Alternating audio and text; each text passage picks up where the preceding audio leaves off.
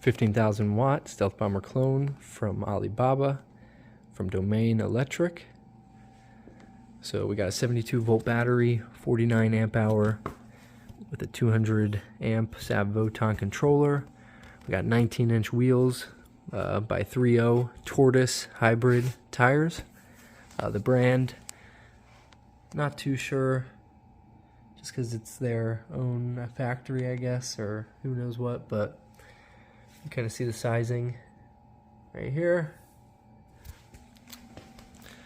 KKE front and rear suspension. So you got the rebound, and then you have the compression, just no air adjustment though. This one, same thing, it's coil, but compression and rebound. If you want to see the inside, you got your Anderson plug, got the controller mounted on the top, got all that kind of zip tied there. I'm going to try to get a cloth to keep all this from rattling around, but they did ship it with 2 keys, so I got that elsewhere. There's their little charging port, came with the 5 amp charger. Yeah, 84 volt. So it's 84 volts charging when it's fully charged, but it is a 72 volt battery, of course. So the charging speeds from like 0 to full, it's going to take like maybe 5 hours or more.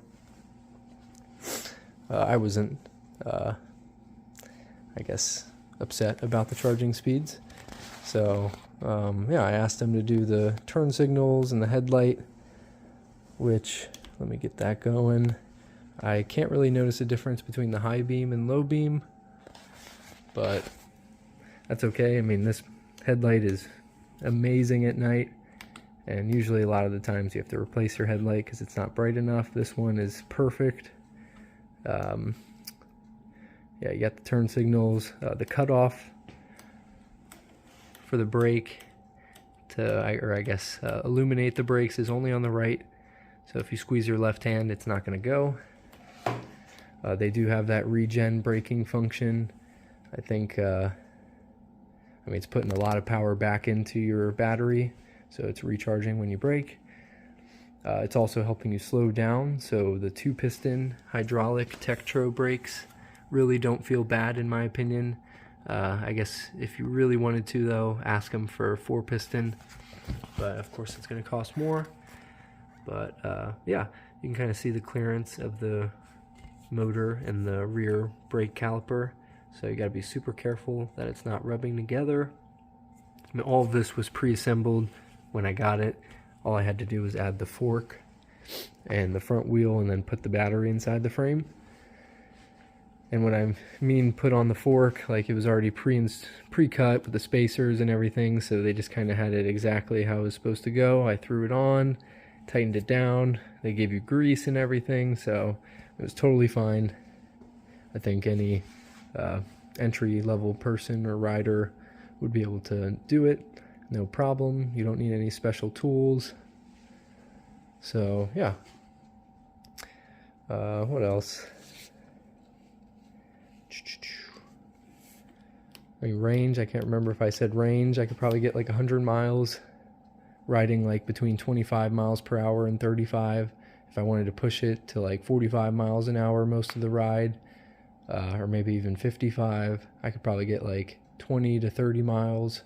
I'd probably say on the higher end like 30 miles a charge if I was just strictly going 45 miles an hour most of the time. I mean, it holds the speed well. It's heavy. You're not getting pushed around by the wind too much. I'm not feeling that speed wobble. And yeah, I mean, it's very well built, steel frame. You can get any type of customization you want. You can get a GPS in this, you can get anything.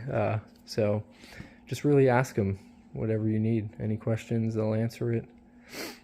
But I'm very satisfied with their customer service.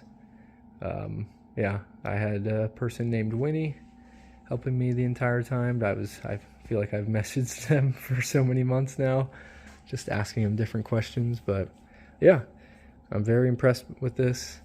I think could considering how much it costs in upgrades for some of these bikes. I mean, you just get this bike and it's ready to go. I'm not thinking about upgrades on it. Maybe some people would consider like some serious suspension to perhaps try to ride it off-road. I'm not really looking for that. This is just going to be my road bike. So yeah,